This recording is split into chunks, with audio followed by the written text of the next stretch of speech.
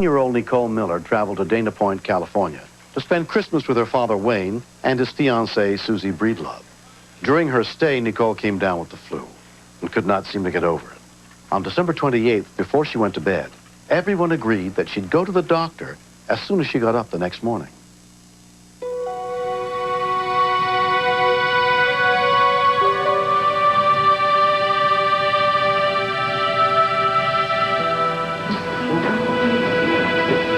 How is she?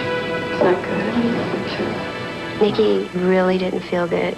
She didn't want to keep her sister up, sleeping in the bedroom. Take her to the hospital tomorrow. Love you.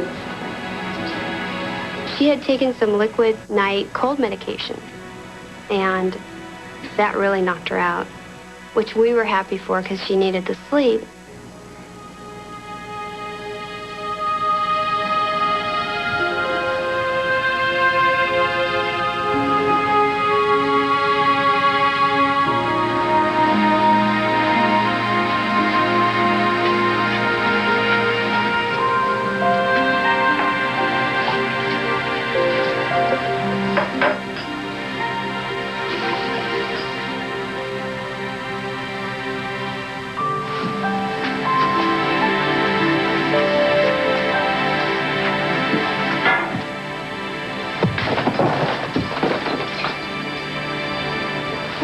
Before Wayne could even decide where it had come from, I was already up, put my robe on, and ran out to the living room.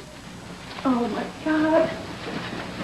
As my eyes focused, the walls were covered with blood. She was just profusely bleeding. Fire department. My stepdaughter can't breathe. What address? There's a hole in her chest. What address is she at? 30. Orange County Fire Dispatcher Lori Fenimore took the call. She's breathing. I knew we were going to have to start CPR on her and was about to begin to walk the caller through CPR over the telephone when the patient began to breathe on her own. Okay, she's not breathing at all? No. Are you sure? Lay her flat on the floor. Yeah, get her flat on her back on the floor. Okay, how old is she? She's 17. Okay. Just drag her over here. Keep going. You got her. You're okay. Okay. We're all right, sweetie. She's bleeding to death. I remember losing it, saying, oh my God, not Nikki. Please, not Nikki. Oh my God. I have the paramedics on the way. Does someone know? I could hear some screaming in the background, but the caller was very calm. Honey, go get a towel. Put pressure on her. Nikki, keep breathing. I thought was on the point of losing her. And that was the biggest fear of my life, is losing one of my children.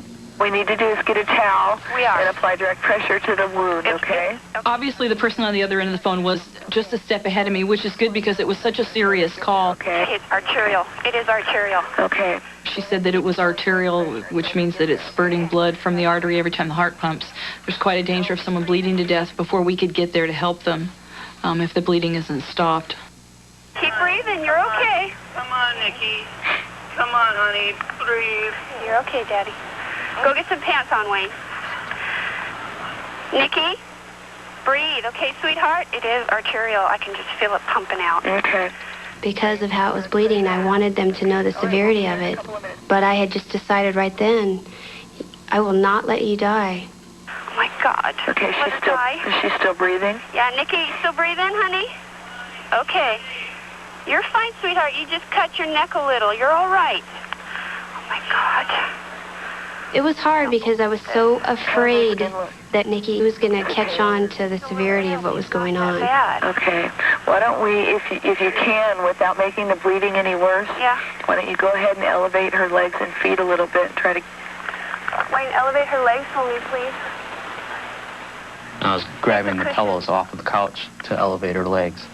And at that time, also noticing how much blood, again, Yes? she had You okay, lost. honey? Oh, she's come back. It's all right, sweetie. Yeah, I thought she was gone. I was so afraid. Okay, how's she doing now? She's fine. She's resting. Her eyes are closed. Okay, You okay, good. Nick? Okay. You just lay there. You're doing a really good job at staying calm and keeping everybody else calm. Well, it's amazing. Had she not maintained direct pressure on the wound, in the time it took the paramedics to respond to drive there, the daughter would have bled to death. Within 7 minutes, paramedic Skip Hawkins and his partner arrived. We walk through the door, we see blood literally everywhere. You don't expect to see this kind of scenario underneath a Christmas tree. Okay, we're going to take a look at it. Paramedic Eric Leverance was treating the wound. My concern was, when I opened it up to take a look at it, was I going to let air into the vessel, which would cause an air embolism. And once the ambulance got there, we wanted to get going. At Mission Hospital Regional Medical Center, 18-year-old Nicole Miller was immediately rushed into surgery. Trauma surgeon Kenneth Kushner performed the delicate operation. Nicole had sustained a major laceration of the internal jugular vein. It is a very high-flow vein, and clearly, if it's allowed to continue to keep bleeding, the patient can hemorrhage severely. Let's see what we got when we get in there. Okay. Oh, I'm scared to death, hoping everything's going to go all right. Scared to death, because she had lost so much blood. Both of us started crying again, not knowing what was going on, with the big fear that someone's going to come and say she didn't make it.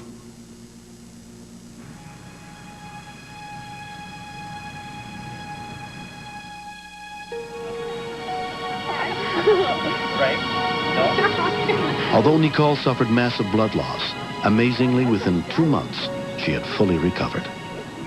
Nikki goes, I don't care how bad the scar looks. I'm glad to be alive. And we all started crying. It wasn't a minor call, but it was a relatively easy procedure to do that saved her life. I mean, anybody can learn how to do direct pressure. If you just learn the basics, it helps the emergency personnel tremendously. They can attribute them having a living daughter to these basic skills that they had learned and remembered and acted upon. Because if you can save your own child's life, that is the best gift of all. It's okay. See? We were close before this ever happened, but it's brought us a lot closer in a lot of ways. My dad, he's the greatest guy I know. He's always there. And he really shows his love and that he cares. Let's heal up real fast. How do you express to someone how much you love her? Just show it daily. Susie's a very wonderful person. She's perfect for my dad. She'll make our family very happy. I mean, she already has. Susie's... There's not enough words to say how wonderful of a person she is. Curious to know what happened, and it's just... I feel it was a miracle that she's here. Right. I don't really say that to her. And I think we've proven we can make it through anything, and we will.